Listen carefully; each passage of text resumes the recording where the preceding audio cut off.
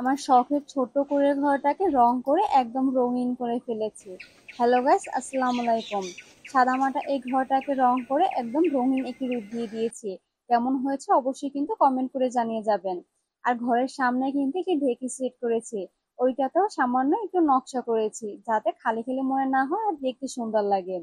ঘরটা যেহেতু অনেক আগের তৈরি তাই বাঁশগুলোর কালার কেমন চেঞ্জ হয়ে আসছিল, তাই ভাবলাম রং করে দেই, এতে বাঁশটাও নষ্ট হবে না আর ঘরটাও দেখতে সুন্দর লাগবে। রং করার পর কিন্তু ঘরটা দেখতে অনেক বেশি সুন্দর লাগছে, তাই না বলেন?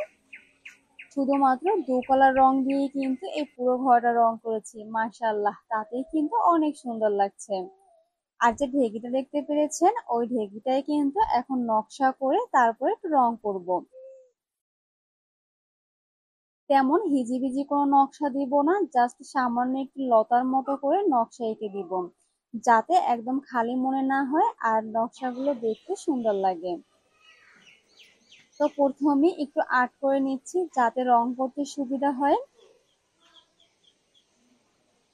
আচ্ছা, ঢেকিটাকে কি এরকম বেশি সুন্দর লাগছে না রং করার পরে বেশি সুন্দর লাগে? অবশ্যই কিন্তু সেইটা কমেন্ট করে জানিয়ে যাবেন। তো এখানে কিন্তু প্রথমে লতাটাকে এঁকে নিয়েছি, তারপরে একটা লতার মতো একটু ফুল এঁকে নিচ্ছি। ব্যাস এতটুকু করেই কিন্তু এই পুরো ঢেকিটাকে কমপ্লিট করে ফেলবো। এখন চলে এসেছি রং করার জন্য। এই ঢেকিটাকেও কিন্তু দু কালার রং দিয়ে কমপ্লিট করব।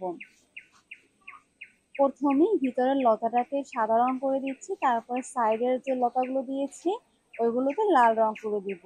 তাতে আলহামদুলিল্লাহ অনেক সুন্দর ফুটেছে।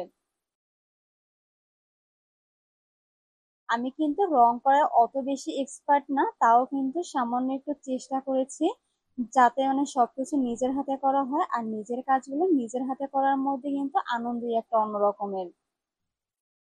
ব্যাস ভিতরের লতাটাকে কমপ্লিট করে এরপরে লাল রংটা দিয়ে যে বাকি কাজগুলো ছিল তার যেগুলো রং করা বাকি ছিল ওগুলোকে রং করে দিচ্ছি।